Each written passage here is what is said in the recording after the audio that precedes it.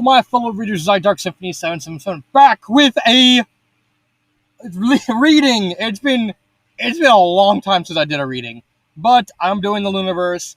I gotta actually do the reading because a lot of these readings are actually canon, and some of these are not only side stories but also main stories. So let's just get into it. Oh, as always, I'll leave a link to the story in the description below if you want to read it yourself. Please like the video, subscribe to the channel, click on that bell for notifications, and leave a comment in the comment section below on your thoughts of the story. Chronologically, this story takes place immediately after Longest Night, Longest Day. So for context, at the end of Longest Night, Longest Day, Trixie got her house destroyed by a mob because they all thought that she was sucking up to Corona. And that's basically how they got into the Everfree Forest. This takes place immediately after that. So let's get started.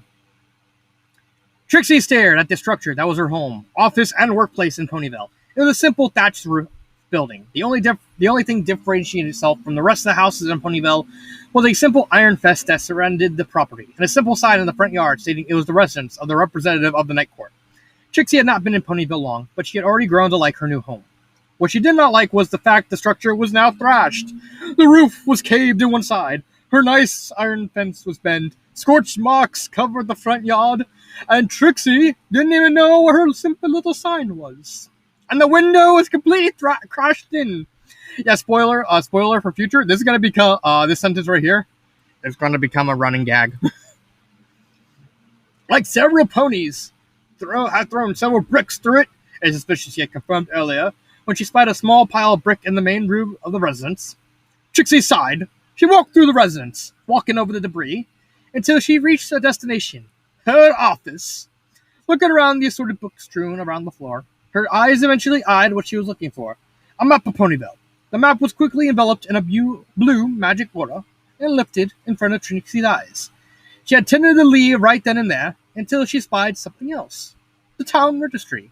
A record from the last census, including names and places of residence for the whole town. Trixie doubted she would need it, but I better take this just in case something goes wrong. It seems everything else has been lately. She joked to herself cynically as she lifted the registry into the saddleback she wore. She slowly scanned the map, eventually landing on a plot of land listed as Ponyville Motel. This would be simple. For your convenience, the Ponyville Motel is being remodeled. Thank you for your time. Trixie stared at the sign. Behind it, a half-constructed building with construction equipment dotting the rest of the property. That is not how the word convenience works, Trixie yelled. I better head to Carrot Top's place. Maybe she could spare a bed, she muttered, cursing the fact there was still slushy hall to walk in snow dotting the ground as she sauntered to the farms of Ponyville. Trixie was thankful when Carrot Top's farm came into view. Thankful she would be able to rest her weary bones and get some much-needed sleep. When she eventually reached the front door, she stopped a moment to catch her breath before lightly knocking on the door. 30 seconds later, after no response, she knocked. A bit louder this time than the last time. After another 3 seconds, she began yelling and frantically walking around the outside of the house, desperately looking through the windows for a sign her orange main friend. Carrot Top, you there? Still no response. She briefly considered just breaking in and apologizing for it later, but decided against it. I saw something friends would go. Even if Trixie desperately needed shelter, she pulled up the town registry, wondering if the universe had planned this, and scanned it to see where Dixie Doo's house was. Wait a minute. This can't be right. She muttered as she walked to the building the registry spelled out, even though she considered it a wild goose case. The post office came into sight. Trixie was still convinced the registry was wrong, and Dixie Doo did not, in fact, live there. But desperation, curiosity, and fatigue is not a good combination for the brain. She felt foolish as she lifted her hoof up, ready to knock on the door, until a light cough coming from behind the building distracted her. Trixie quietly crept into the backyard of the post office, revealed itself to her. There was a large fire pit sitting behind the post offices, and a fire blazed inside of it, illuminating the area. Sitting on a bench a few yards away sat Ditsy Doo and a daughter, a warm blanket over them. Mama, the young unicorn drowsily said, I think I can get back to sleep now. Her mother nodded lightly. Both eyes rested upon Dinky. All right, Muffin. I'll just put out the fire. She began to stand up until her daughter spoke once more. But is it all right if I sleep in your bed tonight? I don't want the monster to get me again. Upon the light of the fire, Trixie thought she could see tears. Dixie wrapped her forelegs around Dinky in a tight hug. It's okay. I won't let anyone get you. I'll make sure that monster won't get anyone ever again, Dixie whispered. It was here that Trixie was left with two choices. She could just walk away, since it was obvious that Dixie needed her daughter, and Dinky needed her mother, and look for a bed to sleep in elsewhere. Or she can bother them, and Trixie shook her head. I wouldn't be able to look myself in the mirror if I did that, she thought to herself as she walked away, scanning the registry once again for a place to hang her hat. Trixie had figured Lyra was staying with her mayor friend Bon Bon.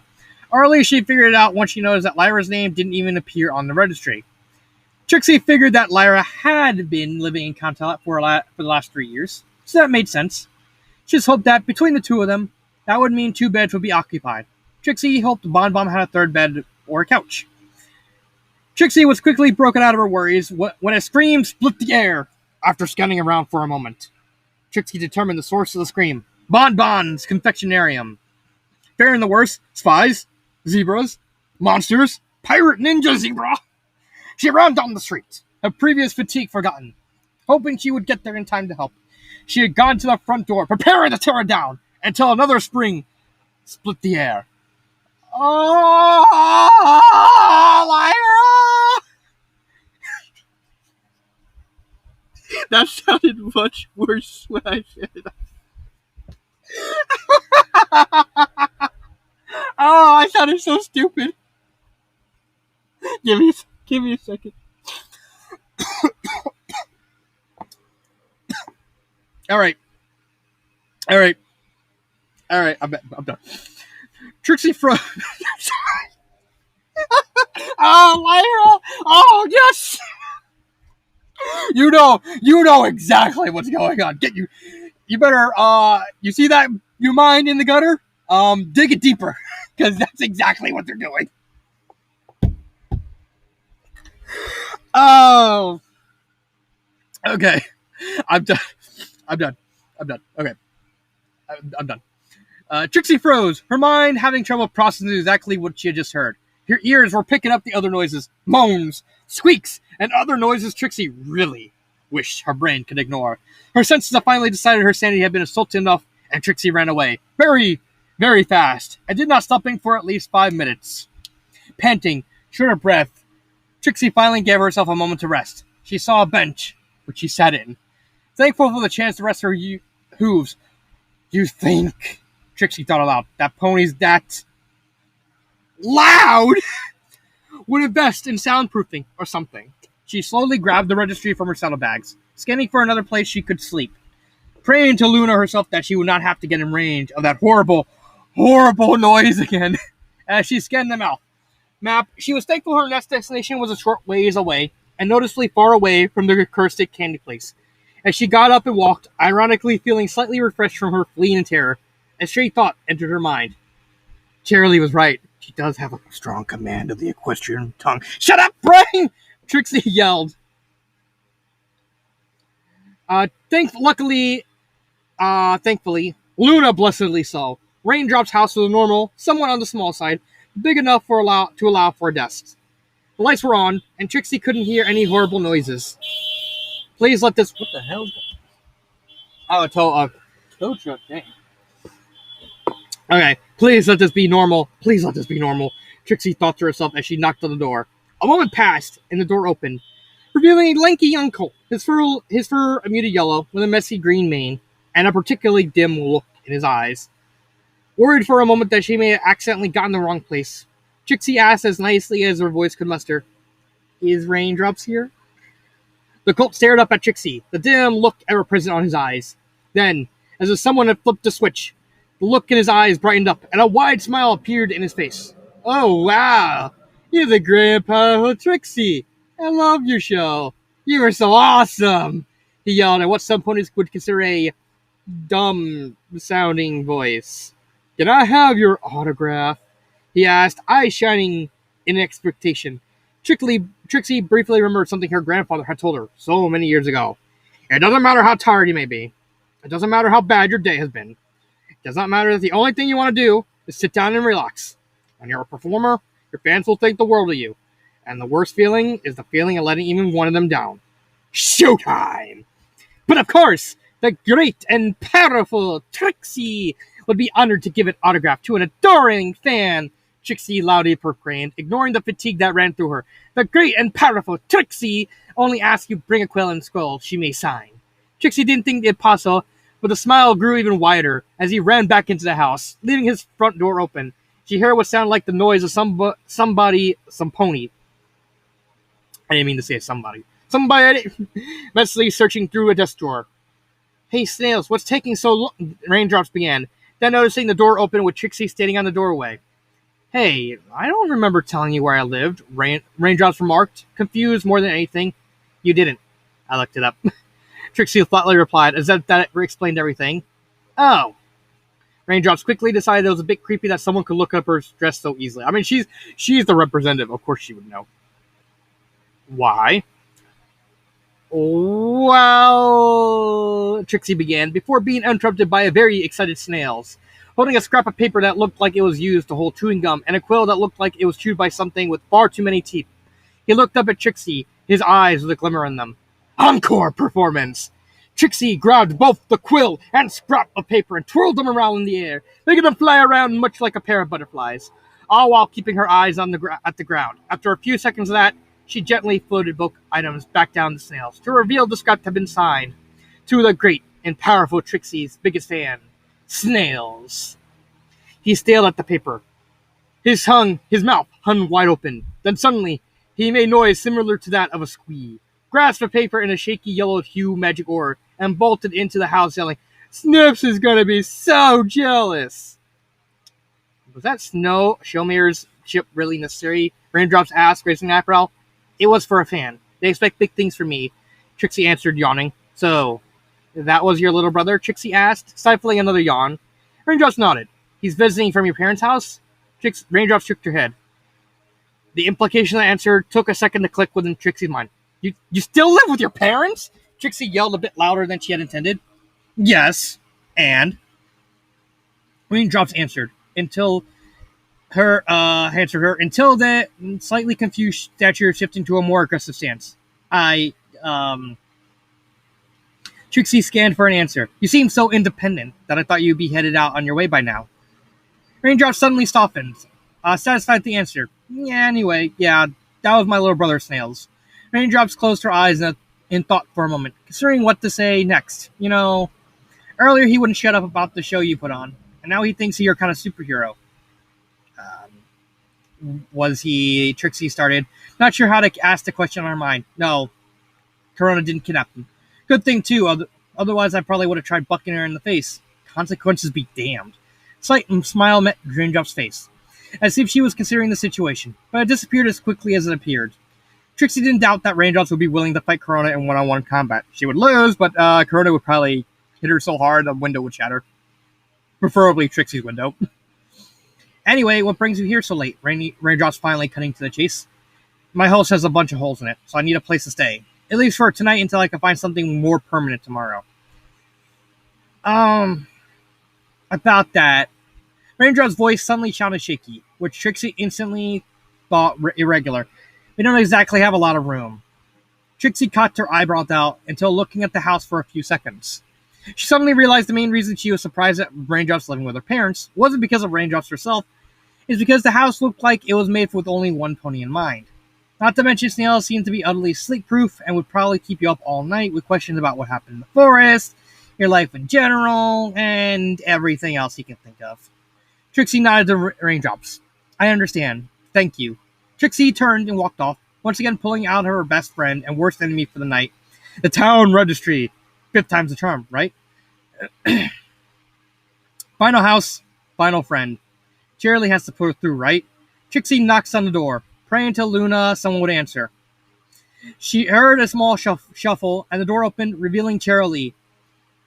Trixie was about to ask about a bed, but then a familiar smell hit her nostril. Did I trick Cheerily, sir, are you here for a party? I can't do a drunk voice.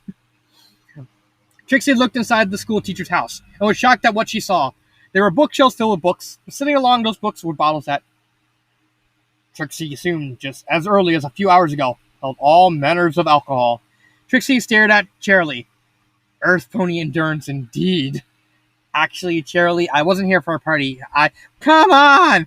I just shaved the world and told off a god and lived. The drunk magenta mare took a swig from a nearby bottle to punctuate the line. Trixie sighed. Cheerily, my house has the consistency of Skyra's land cheese right now. Can I crash here tonight?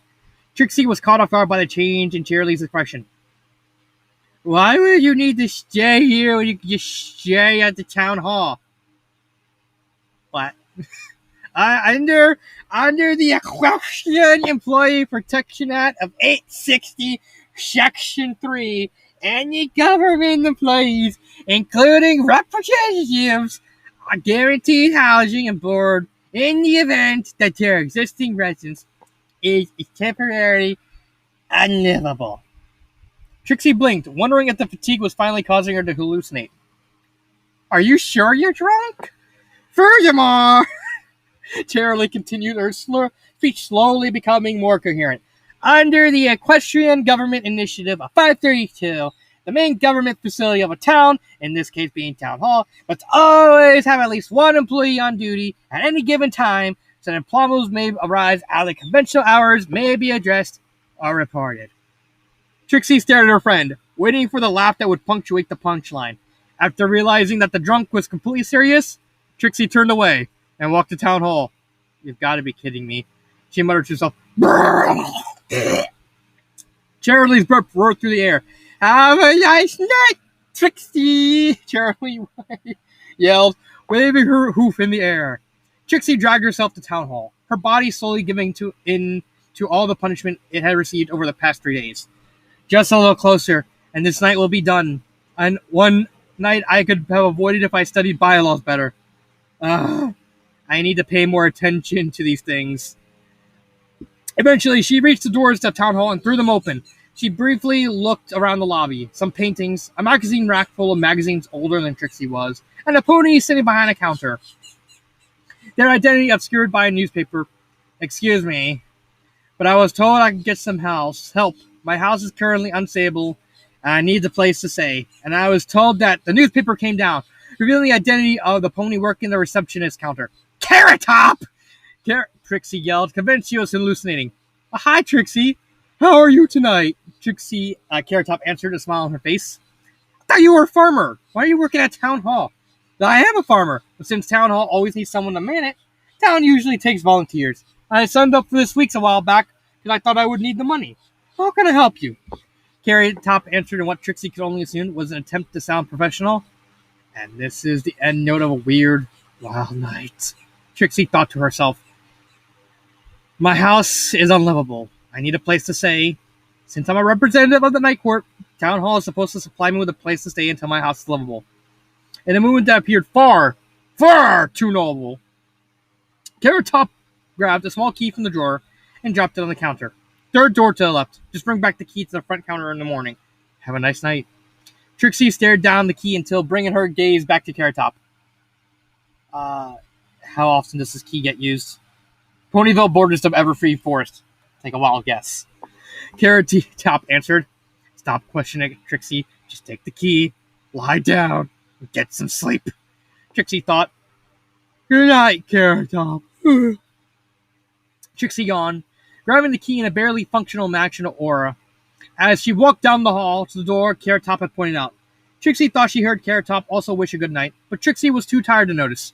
Upon opening the door, Trixie's eyes came upon the most beautiful thing Trixie had seen that night. A very comfortable-looking bed. Trixie was asleep the moment her head hit the pillow. The town of Ponyville was on fire. Everything was ablaze. Ponyville ran in terror. In the moment of town, Trixie was trapped in a ring of fire that blocked all possible chance of escape. Her captor only stared as Trixie suffered. We will defeat you, Corona, Trixie yelled at the Alicorn demon. My friends will get here, and then you'll never be able to hurt anyone ever again. Corona sat upon a throne, made of gold, glimmering in the fire's light. Corona herself remained silent, only staring blankly back. Well, Trixie yelled, aren't you afraid? Don't bring the elements of harmony, and then Luna can send you straight back to the sun, where you belong. Corona rose slowly from her throne, walked towards Trixie, walking through the flames. The flames themselves parted, letting Corona through. She came down to stand right in front of Trixie, staring down, a look upon her face. Corona then drew herself up, taking a deep breath, and screamed at Trixie, oh, Lyra! Ah! Trixie woke up screaming, covered in cold sweat, her heart racing. Trixie was vaguely aware of the sound of hoofsteps from down the hall until Carrot Top burst into the room. Trixie, you all right? Carrot Top shouted, worried. A few moments passed as Trixie breathed in deeply, trying to calm herself. And then she calmly turned to Carrot Top and spoke. I'd like to report a noise violation. The end. So that is the night after. It was a very long night for Trixie. Never in my life would I hear this coming from Bon Bon. Show that command, Lyra. Show that command. The story's good. It's funny. It's just comedy. It's just Trixie just wandering around looking for a house, somewhere to sleep, and then wishing she could have stayed anywhere else. She has to deal with Bon Bon getting commanded by Lyra. Please kill her. Or maybe she should get some sound. Or maybe Bon Bon should get some soundproofing. Just a thought. So that is my reading of The Night After. I think this is a good story. A solid 4 out of 5. I'll see you next time. This has been Dark Symphony 777. And cut.